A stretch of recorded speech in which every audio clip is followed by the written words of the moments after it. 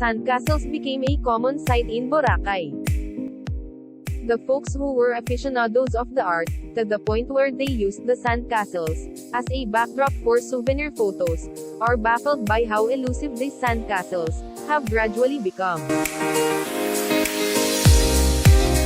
Tourists to Boracay have until this day questioned where the sandcastles have disappeared, or why they seldom adorn the shores. What happened to the artists that constructed them? Is the fate of the sandcastles due to a recent ordinance? Let's investigate the specifics to determine the cause.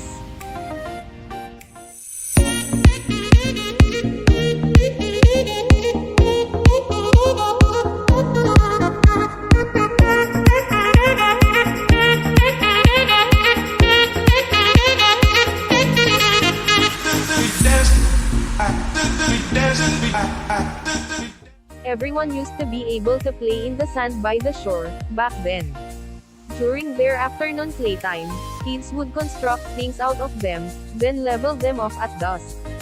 But far from their wildest dreams, they would soon master the real art of constructing elaborate sandcastles with towers, turrets, and other distinctive features.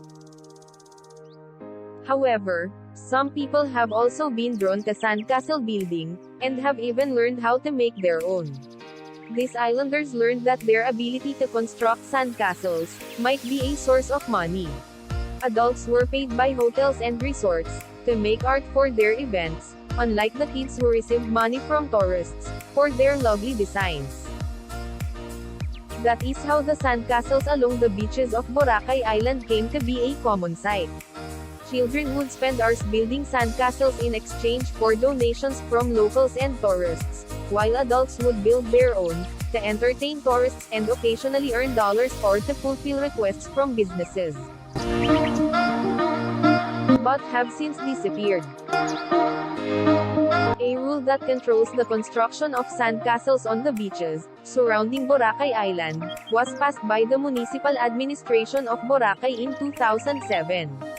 However, the local authorities did not strictly enforce the aforementioned injunction until January 2008.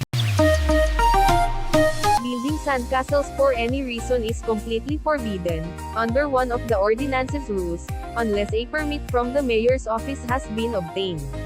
According to permits, sandcastles cannot move any amount of sand outside the 3 square meter area inside which the sandcastle is created, or be erected within the 6 meter length from the edge of the vegetation area.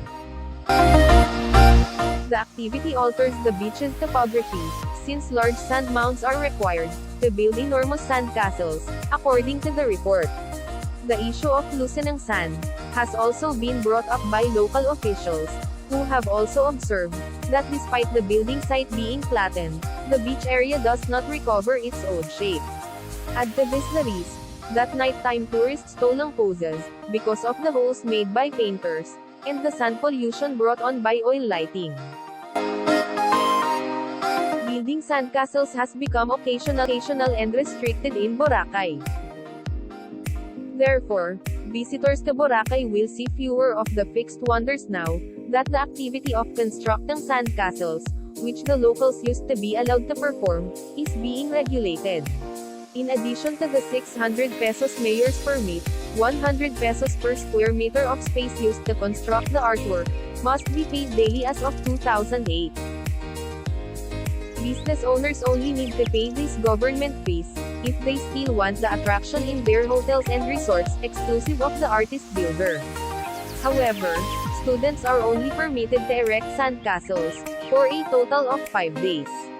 In Boracay, building sandcastles is now only permitted sometimes.